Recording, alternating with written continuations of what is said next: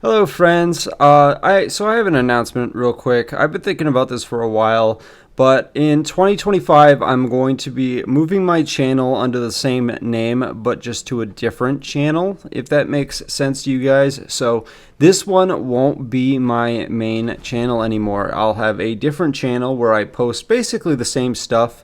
It's mainly because a lot of the people that are subscribed to my channel mainly watch my Dead Rising videos, and if you are the awesome few people that do watch most of my videos, I love you guys, and hopefully you continue to support me on this other channel. But I wanted to, when I started making YouTube, I really wanted to make videos that I enjoy, and eventually it turned into me just making videos for the sake of getting as much Dead Rising content out there as possible. And in the process of doing so, I kind of screwed myself. I basically turned my channel into a Dead Rising channel, which is not what I wanted to do. I wanted to briefly talk about Dead Rising, but also still be able to talk about other stuff. So, in 2025, I will be making a new channel under the same name, with the same kind of content. Just it won't be on this channel. It'll be like a refresher, or just starting over. And I'm going to be doing a new format to my editing, where it's going to be including my face when I talk about some of the things that I talk about. So I just wanted to let you guys know that before I get into today's topic, because today we're going to be talking about Resident Evil 3 and why it did not succeed, or at least why the remake did not succeed. If you enjoyed this video, don't forget to subscribe and comment your thoughts down below. I really appreciate it when you guys comment. It's great. I love reading it. But without further ado, let's get into it. So for some of you that aren't aware, Resident Evil 3's remake came out right off of the success of Resident Evil 2's remake. And this was when Resident Evil was experiencing a huge resurgence. And people were just excited to see what was the next big thing that was going to come out for the franchise.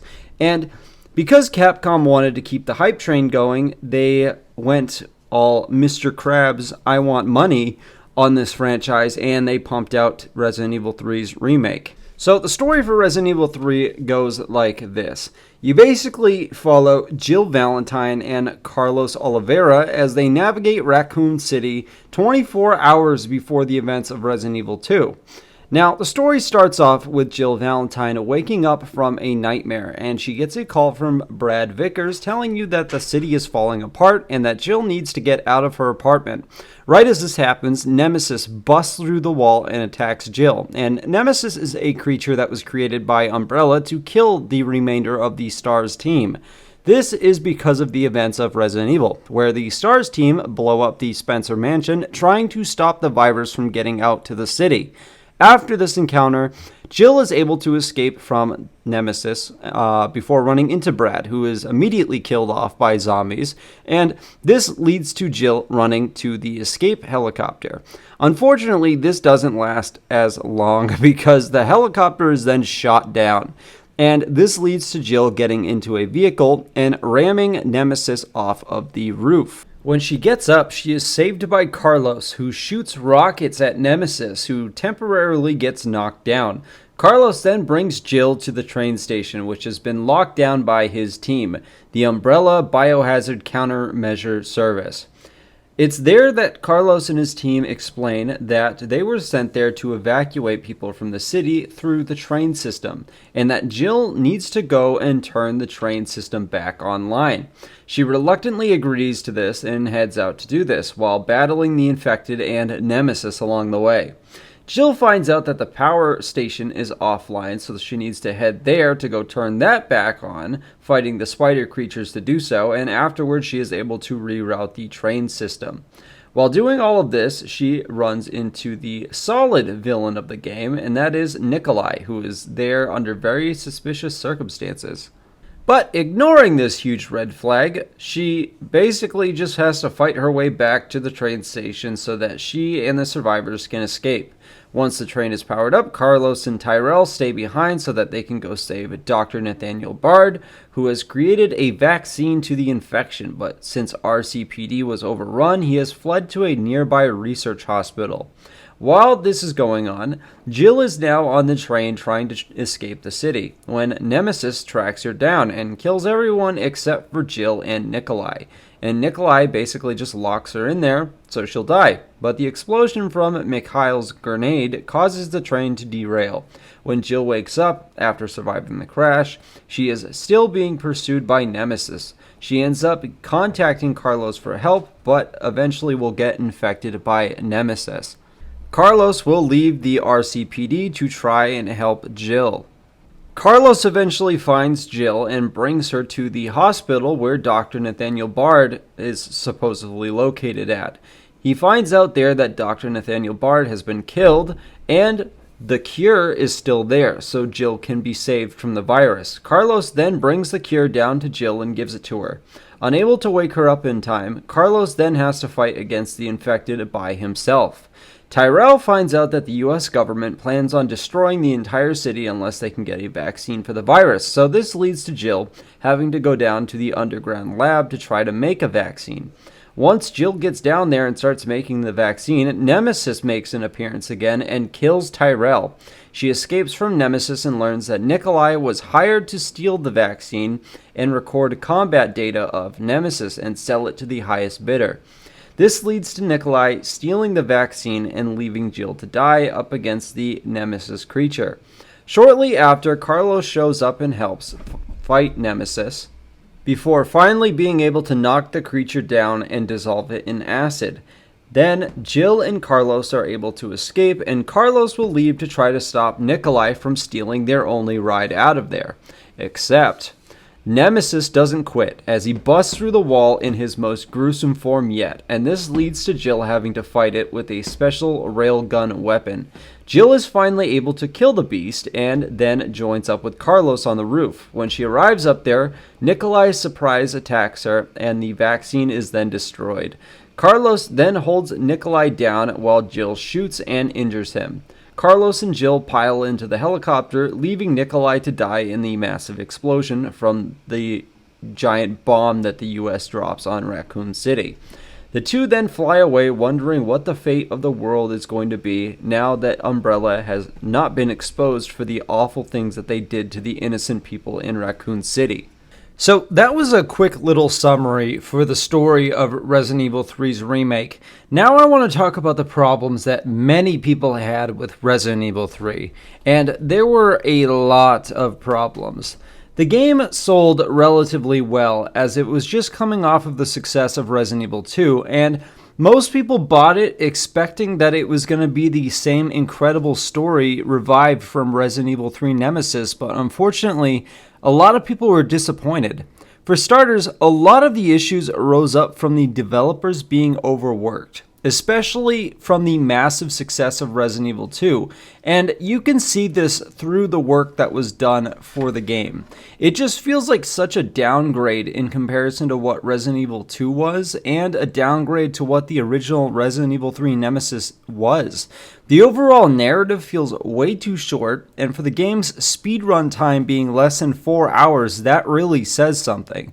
Many people believe that this game should have gotten the same love and attention that Resident Evil 2 got, because Resident Evil 2 is over 16 plus hours if you replay the game on harder difficulties and do the extra content that comes with the game. Resident Evil 3 doesn't even clock in anywhere near that. And once you get all of the unlockable weapons and infinite ammo, the game basically is just done at that point. You can complete the game in less than 4 hours in any scenario. And that's the first issue among a lot of issues with this game. Now, the next issue that plays a huge role in why this game did not succeed among Resident Evil fans is the amount of cut content that this game had. And it basically made the game a mockery of its original version. For example, the remake completely cut out the clock tower area and instead made it into an area for a 5-minute boss fight. And from what I've read among a lot of the fans online, I haven't personally played Resident Evil 3 Nemesis because I don't feel like paying $200 for it on eBay, but the clock tower was a fun level to play and it added some length to the game, as well as some lore for players to follow. And that was not the only cut content from the game. They had areas like Raccoon City Park, the graveyard, City Hall, press office, the Dead Factory, that were all completely cut, and that added a huge portion of the original game's runtime. This was something that people were extremely upset about, and has earned this game the rank of the worst Resident Evil game. And that's below Resident Evil 6, keep that in mind. Not only were areas cut, but so were entire boss fights, like the Gravedigger boss fight, which was considered to be a fun boss fight. And it's just insane how rushed this entire game feels. It feels like it should have been a DLC. That's how short it is. One of the bigger things that many fans have pointed out is that they removed the branching path option for the quick decisions that you have to make throughout the game. Instead of being able to capitalize off that system, they removed it altogether, and that upset a lot of the fans. Now, an even bigger problem is the whole point of the game itself, and that's Nemesis, the boss itself. This is something that so many people were pissed about because Nemesis got turned into a scripted boss fight instead of it being a stalker boss like Mr. X in Resident Evil 2. It basically turns Nemesis into an empty threat of a boss. And they have little to no memorable moments of Nemesis besides for maybe the final boss. All of the encounters have been turned into scripted fights, and this is disappointing, as many people remember Resident Evil 3 as this massive horror-filled game, and not the lackluster game that the remake turned it into. Many people were extremely disappointed with how the rewrites changed the original narrative. For example, in the OG game, Nemesis is supposed to be the one that kills Brad Vickers because his mission is to eliminate the stars. And in the remake, he fails this mission miserably because he does not kill a single stars member the entire run of the game. And I guess another thing that they removed was Jill being the one to go to the RCPD instead of Carlos, which again, people were not thrilled about. And at this point, it's like, besides for the scripted moments where Nemesis gets knocked down, how exactly are you supposed to feel threatened by him? How is he supposed to be the main boss fight of the game when you know it's a scripted event that Jill is just going to escape, and it just removes the scare of having to hide and run from Nemesis? And I'm sure that there's more that I've missed from this because this game did not have any post-launch content on top of all of this, and when I bought this game back in 2020, I finished it within 5 hours and I felt completely ripped off. This game suffers from the same issue that Modern Warfare 3 suffered when that game launched, because the game, Modern Warfare 3 was supposed to be a DLC, and that's what this game felt like. This game felt like it should have been a DLC instead of a full game, but it was changed for the sake of making money. I theorize this is probably what happened with Resident Evil 3, but they released it as a full game to capitalize off the success of Resident Evil 2 with a full price tag. Anytime this game comes up in any conversation I have, I always roll my eyes because this game was so terrible.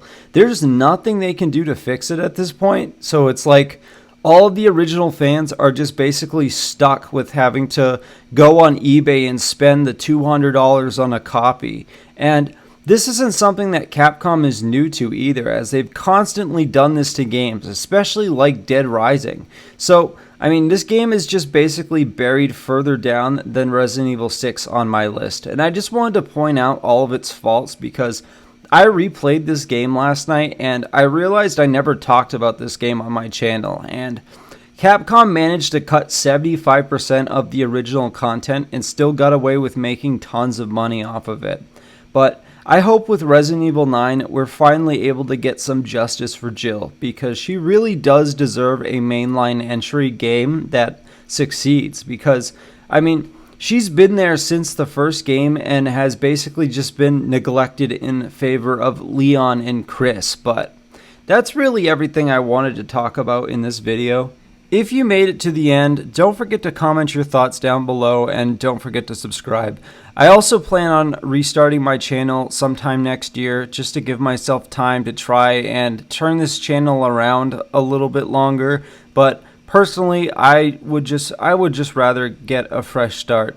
I will be doing my best to release videos, but I've spent more time trying to learn how to edit better videos to prepare for my new channel. But until next time, guys, I just want to thank you all for watching, and I appreciate your support, and have a good night.